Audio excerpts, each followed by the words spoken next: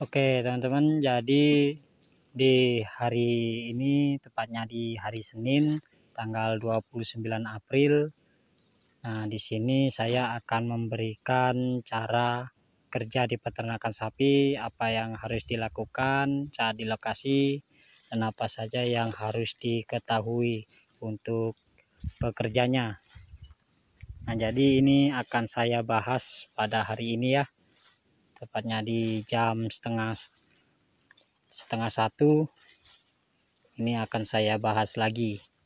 Tetap ikuti channel saya, yaitu channel peternakan sapi, dan jangan lupa buat like, comment, and subscribe, dan nyalakan tombol notifikasinya biar kalian tidak ketinggalan info-info menarik tentang seputar peternakan sapi. Assalamualaikum warahmatullahi wabarakatuh.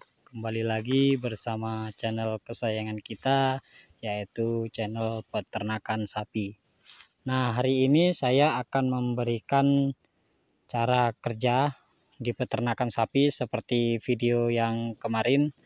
Nah, di sini saya akan mengasih tahu apa yang harus diketahui oleh pekerja peternakan sapi yang sistem breeding di perkebunan kelapa sawit seperti ini ya.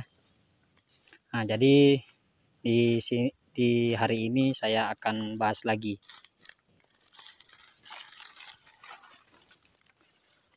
Nah, yang harus diketahui oleh pekerja peternak sapi sistem breeding di perkebunan kelapa sawit yang di Angon seperti ini, yaitu dia harus mengenal lokasi. Itu mengenal lokasi. Kalau di perkebunan kelapa sawit seperti ini, dia kan nggak hanya puluhan hektar, tapi ratusan hektar. Dan itu blok-blok yang petakan sawit ini juga ada namanya tersendiri.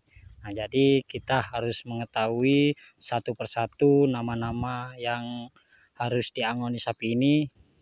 Nah, nantinya itu harus diketahui oleh pekerjanya, sebab nanti kalau tim medis mau mencari atau melihat perkembangan sapi-sapi ini, dia tidak salah. Nah, itu harus diketahui. Misalnya kita ada di blok C.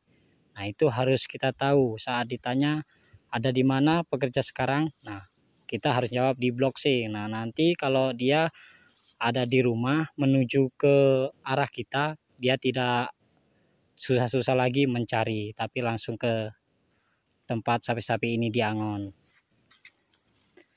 Dan juga kita harus mengetahui ciri-ciri satu persatu sapi, karena sapi ini semua hampir sama, dan yang di Angon juga tidak hanya 5 atau 10, mungkin 20 ekor, tapi puluhan ekor, dari 20 ekor sampai ratusan ekor. Nah, itu harus kita ketahui satu persatu sapi. Misalnya hitam seperti itu ada 2 atau 5. Nah, itu kita harus cari satu persatu ciri-cirinya. Misalnya ada yang tanduknya lebar, ada yang tanduknya kecil, tajam, atau di badannya ada warna apa, ekornya seperti apa, ada yang putih atau merah. Nah, seperti itu. Jadi kita harus melihat juga dari postur tubuhnya. Ada yang kecil, ada yang gemuk, ada yang ramping. Itu untuk sapi yang hampir sama warna dan bentuknya ya. Nah, kalau tidak bisa membedakan itu, nanti takutnya kalau sapi-sapi ini terpisah, kita tidak tahu, dan berakibat nanti salah satu dari sapi yang 5 agak hampir sama, itu akan hilang satu, kita tidak tahu. Nah, jadi kalau di peternakan sapi ini kita harus bisa memahami satu persatu sapi dan harus mengenali ciri-cirinya juga. Nah, itu cara yang kedua ya teman-teman. Tahap kedua untuk kalian yang pengen kerja di peternakan sapi yang sistem breeding di perkebunan kelapa sawit seperti ini, itu harus tahu ya, harus paham dari tempat lokasi, nama lokasi, jalannya, dan ciri-cirinya sapi.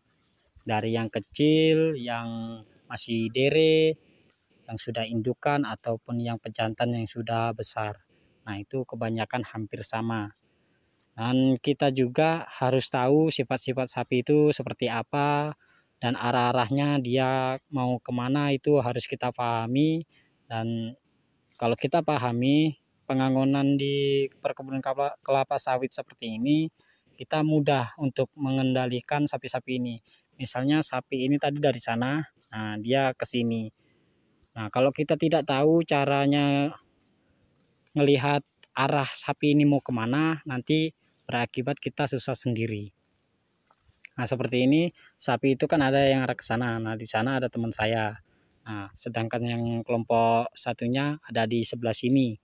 Nah, ini saya pegang. Ini nanti sesudah saya memberikan informasi ini, saya akan memutarbalikkan untuk ke sana. Jadi saya gabungin ke sana. Soalnya yang di sana itu nggak mau jalan, maunya makan terus. Jadi yang di sini jalan terus.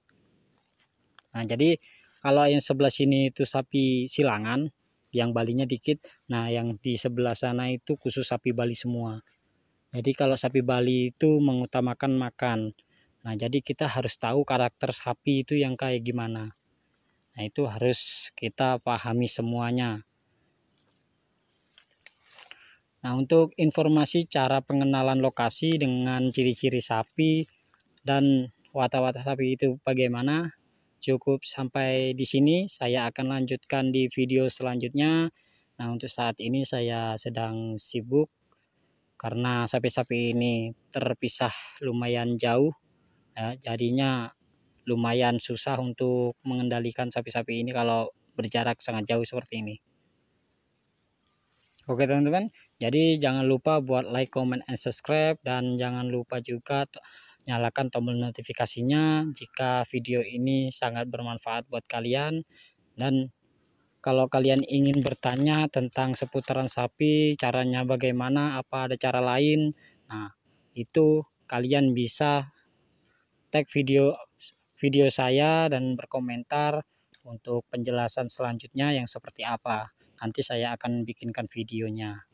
Oke, terima kasih buat semuanya yang mau subscribe video-video saya, menonton video-video saya. Semoga kalian dipanjangkan rezekinya, dimurahkan rezekinya, dipermudah kerjaannya, dan diberikan kesehatan.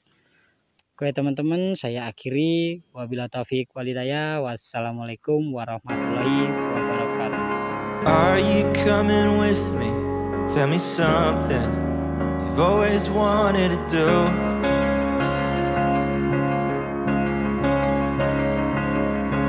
Are you on my